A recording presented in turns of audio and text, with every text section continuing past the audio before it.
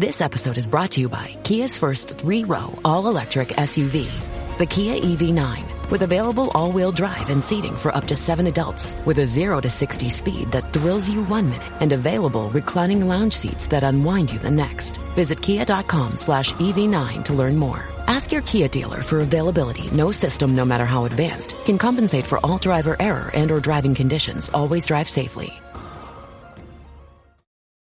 Welcome to the Human Capital Innovations Podcast, your go-to source for personal, professional, and organizational growth and development. We hope you tune in often for all things people management, organizational development and change, organizational leadership, and social impact related. Maximize your personal and organizational potential with Human Capital Innovations Podcast.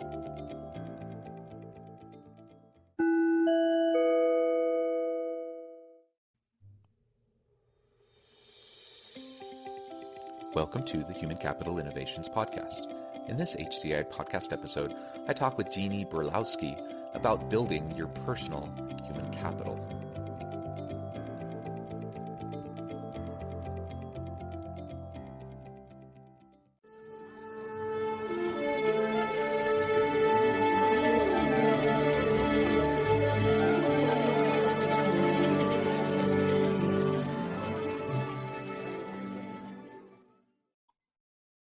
Jeannie Burlowski, welcome to the Human Capital Innovations Podcast. It's great to be here. Yeah, I'm really excited to have the conversation with you today around human capital and preparing the future workforce. As we dive on in and get started with the discussion, I first want to start with a little bit of your bio. And so I'll read that for the listeners. Jeannie Burlowski is a full-time academic strategist, podcast host, and sought-after speaker for students ages 12 to 26 and their parents and grandparents. And she is the author of the book, Launch: How to Get Your Kids Through College Debt-Free and Into Jobs They Love Afterward. Jeannie's writing, speaking, and podcasting help parents set their kids up to graduate college debt-free and move directly into careers they excel at and love. Her work has been featured in publications such as the Huffington Post, USA Today, NerdWallet, and US News and World Report. And CBS News. Jeannie also helps students apply to law, medical, business, and grad school at her website, getintomedschool.com. So really fun, cool background and an interesting niche that you've carved out for yourself. And with the rising costs in higher ed, over the last couple of decades, and so many people getting buried under student loan debts and then getting out into careers that they don't actually like, and so they end up switching. It's a really important thing to discuss. And, I come at this topic, from the framing of organizations trying to maximize the potential of their people and recognize, they want to attract and retain good talent, people with the skills, knowledge, abilities, capabilities, to help the organization succeed. And a lot of what happens is that organizations hire, either students who come out of high school or college, new college grads, and then they basically have to retrain them and upskill them so they're ready to do the job. So some of this comes back to what can schools and universities be doing better to prepare future students for the workforce? But it also comes back to just having this mindset as a student and as an employer, as a leader. How do I prepare myself for the future? How, as a leader, do I prepare my people for their futures? So that's kind of what we'll be discussing today. As we get started, anything else you want to add by way of personal background or context? Well, sometimes people ask me in interviews like this, Jeannie, what exactly is an academic strategist? And what is your credential for writing a book like Launch: How to Get Your Kids Through College Debt-Free and Into Jobs They Love Afterward? And then I think you might want to add on asking me, how can businesses and organizations come under this and become a part of it? Because instantly they're going to be able to see in this interview today that we're trying to create a pipeline of highly qualified people who will come and apply for their jobs and then be with them for a long haul. Don't forget to ask me about co-op college programs. I'm going to really want to talk about that. But as far as what is an academic strategist, for over 25 years, I have had a private practice where I help students apply to highly competitive law schools, medical schools, graduate schools, and business schools. And as a strategist, one of the things I have to do with these students is have a debt discussion.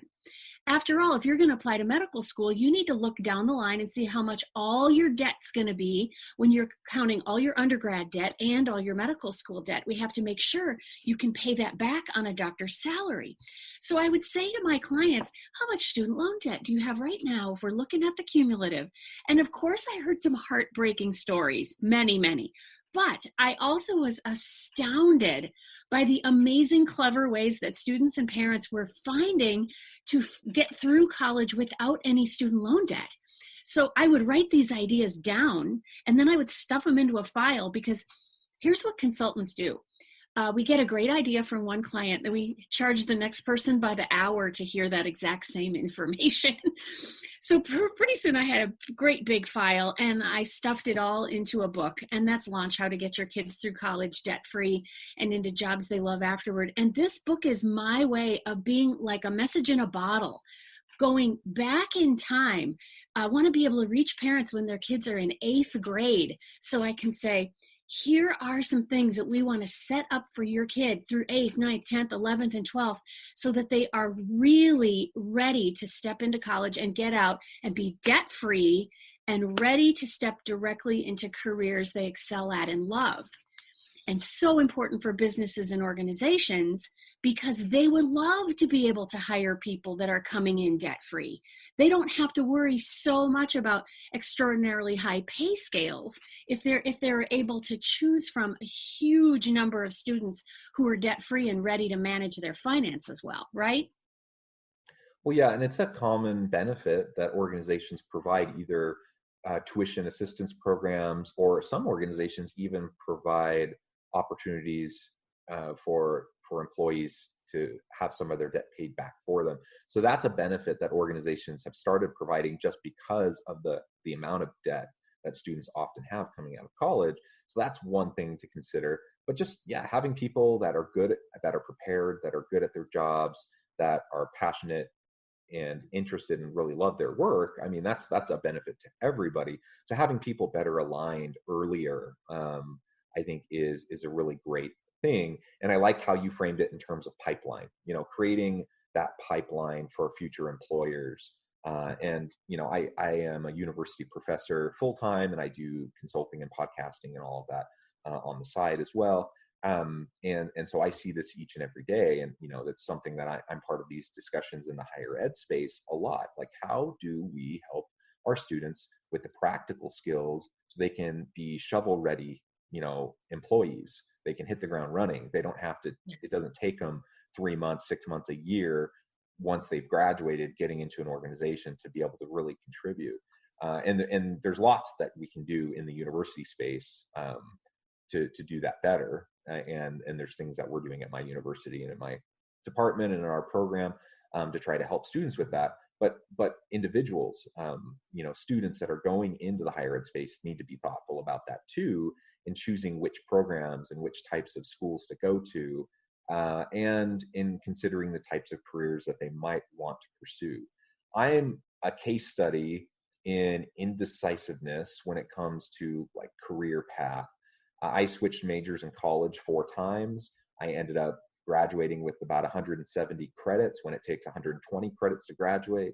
Now, I was fortunate to have had good scholarships, and so I didn't come out with a lot of debt, even though, I took basically an extra, huge chunk of credits.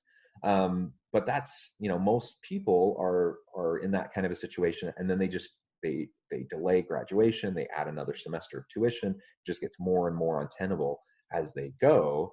And it's hard. It's hard. It took me a long time to figure out what I wanted to do. And I was like weaving all over the place. And I didn't have much direction. And I compare that with my wife, who knew as a sophomore in high school what she wanted to do. And she like laser focused, graduated with 120.5 credits from college, went on, got her master's specifically in the type of program she needed to do what she wanted to do. And she's just been doing that. And it's been awesome for her. Now, not everyone will be able to do that, even if they're thoughtful about it. But the more we can get people closer to that kind of an approach, I think it'll be better for everybody. Right. And as a strategist, it's always my goal and my position to see what the end goal is and then figure out the fastest, least expensive way to get there. And back when you did this, really a person could take 170 credits, and by having a few scholarships, they could come out with not very much debt. But now things are different.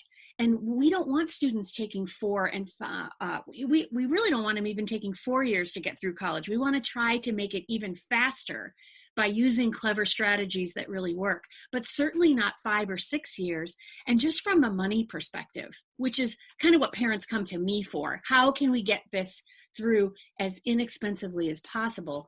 From a money perspective, those last 2 years that some students spend in college, so the financial aid all runs out after 4 years. And so they're left sometimes putting those last 2 years on credit cards. And that's where you get the really exorbitant interest rates that are smothering people under waves of student loan debt. That's what we want to avoid. And so one of the things you and I want to talk about today is, what is my recommendation as an academic strategist to help students to avoid this? What we want to do is increase their human capacity, their human capital, human potential, as much as we can during the ages of 12 and 18, then help them to clarify a bullseye on the target before they take aim and shoot, just like your wife did, so that they can get through the education necessary as inexpensively and as quickly as possible, and then hit the ground running with the resources. I love how you said shovel ready. So they're ready to jump into careers they excel at and love, and they are exactly the kind of person that a company wants to have. Yeah, that's right. That's right. And one of the ways we do that at the university where I'm at is that we do a lot of experiential learning. That does a couple things. One, it helps students kind of test drive their career, right? Because they're doing projects and they're having experiences with employers doing the type of work that they would be doing on a regular basis once they're out of the university. So they get to see what it's like. They get to see if it actually fits with what they were thinking. But then they're also simultaneously, while they're learning, the theory, they're also learning the practice, and they're learning the actual tangible skills that are necessary for them to be successful. And so we're a big proponent of experiential learning. We do a lot of consulting projects and a lot of those things in all the courses. And that definitely has helped our students a lot to be able to have more clarity about what their strengths are, about where they want to go with their career, and also just have a really nice resume and be able to show employers what they can do right out of the gate. But that's not really the norm for most university students. They go into university, they do a lot of really important thinking. They learn critical thinking. They learn, about things that I believe are important. I'm a believer in broad liberal arts education. But then at some point you do need to start to narrow that in, and you have to start developing tangible skills that will allow you to be employable. And so it's a matter of finding both of those elements in the university space and then helping get people into those jobs. And so I know that's something you focus about, and you've got something that you recommend that builds human capital as far as education, motivation, career, and earning potential. Can you tell us a little bit more about that? Well, two directions I want to go with this. One is, you and I are both huge fans of experiential learning. I think this is the wave of the future. I think that increasingly colleges and universities are going to be partnering with business and industry so that students are able to get outside the four walls of the classroom and they're actually in the real world doing work that matters. And that's where the greatest part of their learning comes. And everything that's happening in the classroom is just support for that. So when it comes to experiential learning, more and more campuses are adopting this. And there are some that are going so far as to do a cooperative model of education. And the way that this works is that students go to class. They are 18 years old. They go to college for 1 quarter, and then every single kid gets booted off of the campus because there's a new crop coming in. This works really well for the colleges, by the way, that want to make money off of all their buildings 12 months of the year, not 9 months of the year. So kids are in college for 1 quarter, then they all get booted off, and they all go out and work in the real world in real jobs in button-up shirts full-time for real money right in their career field. So students who are doing this at the age of 18, they have to know a little bit. Am I going into mechanical engineering or computer science, or am I going into business, marketing, sales? Where am I going? And then they all rotate back onto the college campus again. They're just moving their stuff around in the trunk of their car, and they take classes, they're computer science or discrete math, or they're taking business or marketing classes, and then they rotate out again, and they're out in the real world working in their button-up shirts, and they're earning real money that they can use to pay their college tuition so their parents don't have to pay it. And then they're back on the campus. So they're doing this rotation, school work, school work, school work, and maybe a couple of weeks off for a break here and there. And they graduate after 5 years with a 4-year degree and 2.5 years of work experience right in their field. So companies are very eager to get these kids. And when I first heard about this, my first thought was, what kind of a company is going to want to hire a co-op student who has only had 1 semester or 1 quarter of college? What does that child possibly have to offer? But what we're finding is that companies are flooding to these programs to try to get these kids. And in the top Fortune 100 companies, something like 70% of them have co-op college programs. And when you're in a situation like this where it's expected that every student is going to rotate off campus and go out somewhere in the United States and work in the real world, there tends to be infrastructure at the college or university to support that. So there are co-op program managers, for example, that help the students to get placed in these positions. They will have job fairs where kids come when they're barely, maybe even still in high school, but they know they're committed to that college or university. They'll come to a job fair. They got their little resume in their hand, their little resume that said, I was a captain of the robotics team for 2 years. And that's all it says on their resume. And they go around to all these little tables, and the employers pick them up, and they know we're going to be able to shape you the way that we want to shape you. And there are a number of colleges in the country that what they're doing is taking experiential education, and they're just trying to go 10 miles down the road with it and make it a big thing. And the World Association for Cooperative Education, the acronym is WACE, W-A-C-E. They are a huge supporter of these kinds of programs, and they are constantly issuing the clarion call for more colleges and universities to embark on this kind of a model. And when I travel and I speak about getting your kids through college debt-free and into jobs they love afterward, and I tell them, some co-op college kids, they don't have $20,000 in debt. They got $20,000 in an investment account, because they're already working and they're saving their money. Parents say to me all the time, why aren't there more colleges and universities that are doing this? Why are we still living in this model from the 40s where students go to college and take random college classes to see what they're interested in? That hasn't worked in decades. It's much better to have students, and we're going to talk about this in a few minutes, I think, about clarifying the bullseye on the target before they take aim and shoot, and then actually getting work experience in their fields.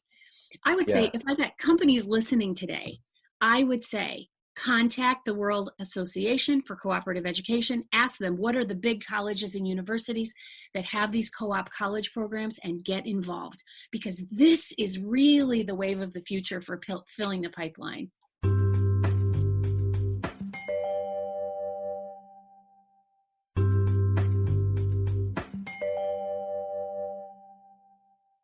Yeah, well, I love that. And we talked a little bit in our pre-interview discussion about assessments. And so some of them are like personality assessments, Myers-Briggs, for example. There's lots of those types of personality assessments. There's other ones like Gallup puts out the Strengths Finders assessment, so you can kind of get clarity on your different strengths and some of your potential weaknesses.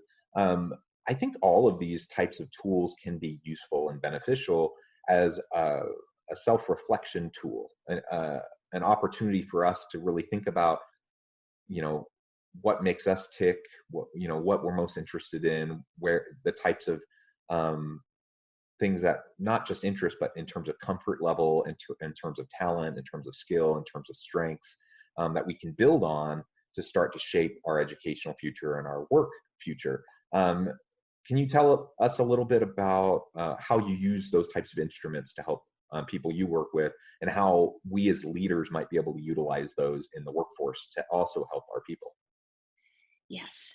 So these personality assessments, we would never want someone to use them to make sweeping generalizations about themselves, or don't want people using these to sort of analyze their friends and neighbors and analyze other people or put anyone into pigeonhole boxes. But what we have going on with high school students is they are smart enough to know that it makes no sense to start on a path when you have no goal. And they may not have the vocabulary to be able to say, but they'll say to their parents, I don't know what I want to do. And this causes anxiety to just rise in the kids. And the more that adults say, oh, don't worry, just take random college classes, you'll figure it out. Students can tell this is expensive, it doesn't make any sense. And so just to help students to have some vocabulary around what they might be good at, what they might be interested in, to have a starting place for some conversations with adults or mentors or people in industry or business who might be mentoring these kids. There are organizations like the Boys and Girls Club, for example, where there are adults interfacing with students, discussions with parents. I like for students at the age of 15, which is really the earliest they're quote unquote allowed to take these assessments. I love for students to take the Myers-Briggs type indicator, the strong interest inventory. Those are both made by the same publisher. And they're just able to look at some pie charts that say, here's what you're most likely interested in. Your interests are not all over the board. If the whole world of interests is a circle, you're right in this slice of the pie. And you're normally interested in this. So if your parents are trying to force you to be an engineer, but you're really constantly interested in art, this gives you some place to start a discussion about, here's really who I am. So there's the Myers-Briggs type indicator, strong interest inventory. And then I love, you mentioned the Strengths Finder assessment, which is now called the Clifton Strengths Assessment. This little thing, I get nothing for telling anybody this, but I love it. It's only less than $20 on Amazon. You get a little book. It's a white cover, red writing on it. In the back of the book, there's a code. You go online, you take this little assessment in 45 minutes, very non-threatening, and they tell you your top 5 strengths based on Gallup research. Talk about human capital, human thriving, human capital innovation. When you can take a student who's 15 years old and he thinks, I think I'm nothing. I don't really know if I have a place in this world. And this authoritative source, the Gallup organization, says, do you know what? You're really gifted at this and this and this and this. And there's a chapter in the book on each one of those strengths, and it's really interesting to see how they mesh together, how your number 1 impacts your number 3, for example. And I've seen students just completely start to blossom when they realize, oh, my dad has belittled me my whole life because I'm slow to make decisions. Because I'm really careful. I scout ahead for danger. I make sure that I know all my options.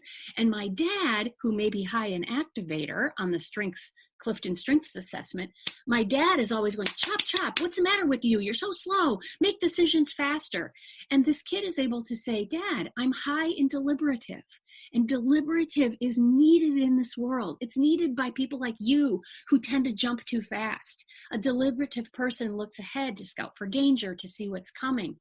So using these 3 tools together, I like to say intersect them like the lines on an asterisk and look at the sweet spot where they all come together. and especially used along with a book I recommend in chapter 13 of Launch How to Get Your Kids Through College Debt Free and into Jobs They Love Afterward. I really talk about this. And there are a lot of people who don't care anything about the money aspect of getting through college debt free. They just want their kids to have a job they excel at and love. So they get this, they go to chapter 13. I talk about these 3 assessments and about converging them.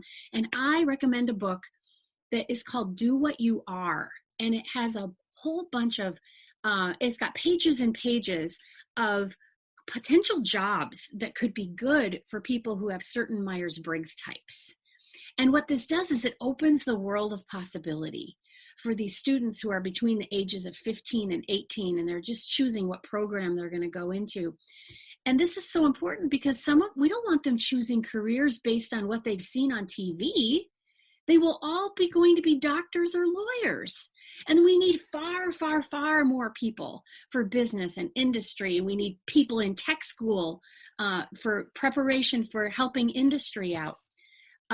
This opens their eyes to more potential places where they could go. And I think if someone says to me, Jeannie, what is your number one strategy for human capital innovation? I like to see students with 0 student loan debt who have been allowed to figure out early on what is the bullseye on the target, and then take aim and shoot and get there in the fastest, least expensive way. I love that. I mean, so much there that you said that I think is really provides really great insight. And it's important, again, for us to think as individuals on how to address these types of issues, but also as organizational leaders. We're trying to fill a pipeline. We're trying to attract and retain good, skilled people. And it's in everyone's best interest to get workers in that love the type of work that they do, that are skilled in that type of work. And then we can continue to develop them and upskill them and whatnot. But the closer the alignment, the better it is for everybody. Jeannie, it has been a pleasure talking with you. We're about out of time, but before we close today, I wanted to give you the last word, give you a chance to share with listeners how they can get connected with you and find out more about what you're doing. Yeah. No, I know I'm the author of the book Launch How to Get Your Kids Through College Debt Free and into Jobs They Love Afterwards. So some people look at me and they think, oh, Jeannie must be all about college. But actually, I am more about getting students into careers they excel at and love. And for many of them, that's going to be a technical school career. In this country, we are sorely lacking with students who have technical skills because our culture is sending them all off to liberal arts schools as though they all need to be doctors or lawyers or orthodontists or psychologists. And I'm a huge fan of technical school. These are 2-year programs where someone can learn to actually be a mechanical engineering assistant, or they can be in heating and air conditioning, or an electrician, or a number of things that are desperately, desperately needed by industry in this day and age. The problem is that not enough students who really should be in these programs are going off to them. And it's because guidance counselors and parents aren't even opening that as options. They're saying to smart kids, you're so smart. You should go to 4-year college. Don't go to technical school. Well, we need those smart kids in technical school. But I would never tell a child, just go to technical school because you can make a bunch of money. I want them to be where they're really meant to be based on their interests, their strengths, how they solve problems, all those things that are, we have vocabulary around when we take those assessments. So for anyone who this is resonating with you and you're saying, yes, and especially your organizations that you're helping, yes, we need more people with technical skills. I have written an article that's about how to go through 4 years of college plus 2 years of technical school, both, and graduate from college by age 22 with all of this practical skill plus a 4-year college degree and do it all debt-free. And if you Google my last name, which is Burlowski, it's showing right on the screen there, and then the words technical school both, you will find this article. And people in business and industry and moms and dads and guidance counselors and students are reading this and going, this is genius. This could actually work, that a student could have 6 years of training and get all done by age 22 and be sort of let's call it double certified, double qualified. They have the 4-year degree background, and they also have the technical school background. And man, is that student ever going to be somebody that business and industry is looking for? And then just to wrap up, I always hope that I won't just be a fleeting jolt of inspiration like a shooting star across the screen and podcasts like this. I like to build an ongoing relationship. So one of the best things I provide is my free weekly email newsletter for parents and financial advisors, guidance counselors, people in business and industry. And this is where you sign up for that. It is at bit.ly/helpful newsletter. Very easy to find. And this way I'll be able to be in your primary email inbox every Monday morning. I always have an inspiring article. And if there's anything that changes about college financing in the United States, I'm always able to keep everybody up to date exactly that way. So bit.ly/helpful newsletter. And anyone who wants to check out chapter 13 of Launch, this is on Amazon, or anybody can get it at the library for free. Wonderful. Thank you so much. I really have had a fun time talking with you today. I really encourage my listeners to reach out, check out Jeannie, check out what she's doing, get connected on LinkedIn, check out her book, her newsletter. I hope everyone can stay healthy and safe. I hope everyone can find meaning and purpose at work each and every day. And I hope everyone has a great week.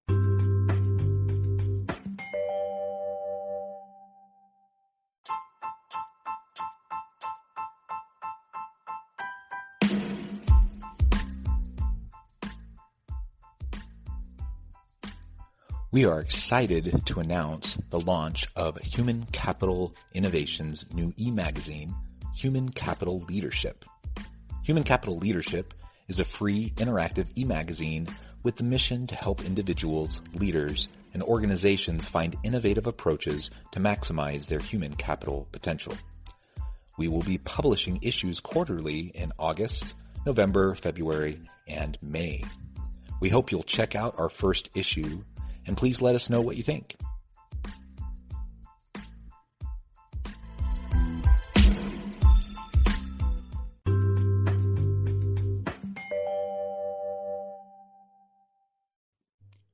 Thanks again for joining us for this episode of the Human Capital Innovations Podcast.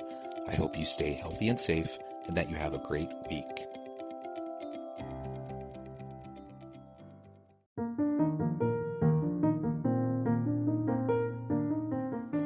Check out our new weekly LinkedIn newsletter, Alchemizing Human Capital, exploring industry trends via original research and interviews with executives and thought leaders from across the globe. We look forward to having you join us.